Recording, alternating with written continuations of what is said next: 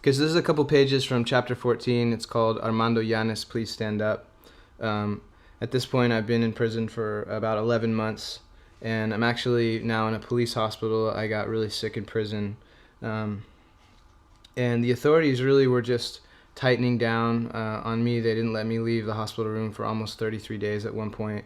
In some ways, being in the hospital was more harsh and painful than being in prison, just because they had me in solitary confinement, and it was really intense. I wasn't allowed to open the blinds and let light in the room. They were cutting off the electricity in my wing of the hospital for up to 9 hours a day. So this is a quick excerpt from this chapter. As the light of awakening inside me grew stronger that morning, events outside the hospital were opening tiny cracks in the darkness.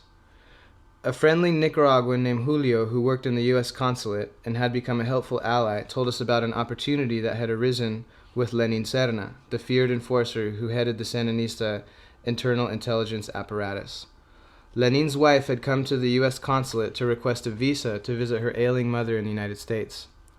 Julio brought this to our attention because he knew it was a window for leverage. For a representative of the State Department to use its own bureaucracy to apply pressure like that was unprecedented, at least as far as we had experienced. It was a smart gamble, though, and an arrangement was agreed on with Lenin Serna, the most immediate result of which was a meeting between my mother, stepfather, Tio Bob, and the defense minister Nahar of the Ministry of Government, who was directing all of the prison warden's actions. The meeting revealed much. Tio Bob, Maggie, and Dane reported that Nahar was the perfect model of a member of the Nicaraguan power elite. A high-ranking, very wealthy Sandinista, Nahar was sharply dressed, well-groomed, and carried himself with a relaxed authority. More important, the vice minister is the embodiment of the Russian shadow in Nicaragua. His extensive role in the life of the Sandinista party had landed him a seat in the highest ranks of the power structure, and he was even a more powerful figure than his direct boss, Ana Morales. Nahar was effectively one step removed from the President Daniel Ortega himself. People of real power and influence in the Nicaraguan government generally shielded themselves behind a complex hierarchy. Ortega, for example, tells his chief of staff to make life hell for Eric Volz. The chief then sends word down to Nahar, who breaks it down into specific directives. Maybe he tells the warden to stop me from making phone calls, so the warden, unsure how to proceed, breaks the only phone I could use. Vice Minister Nahar may not have been the composer of my symphony of torment, but he was unquestionably conducting the orchestra. To have him come out in the open, as it were, to show himself and become personally involved with people representing me, meant the situation had become far too sensitive, too critical, to be left in the hands of less unexperienced underlings.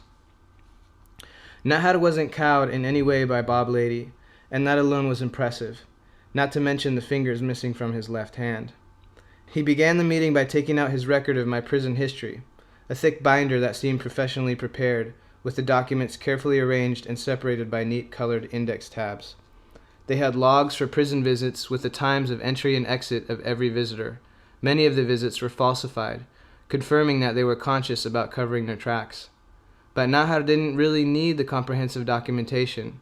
He appeared to have every fact and detail of my life committed to memory. Nahar confirmed what everybody assumed, that it had been Joe Reeder's letter to Arturo Cruz that had gotten me kicked out of the hospital and sent back to La Modelo the previous month.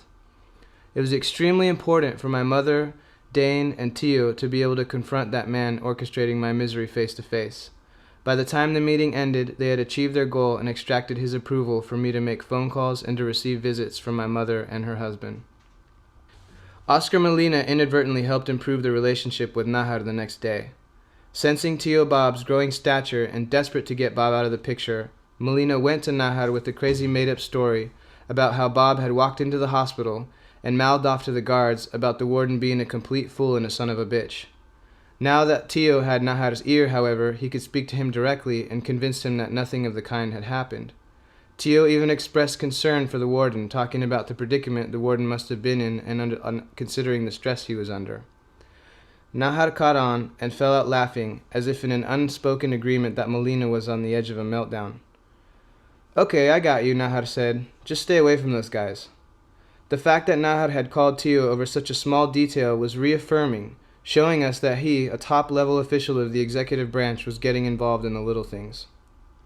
Fortunately, after that meeting, life did get better. I immediately started putting weight back on because I was eating better food.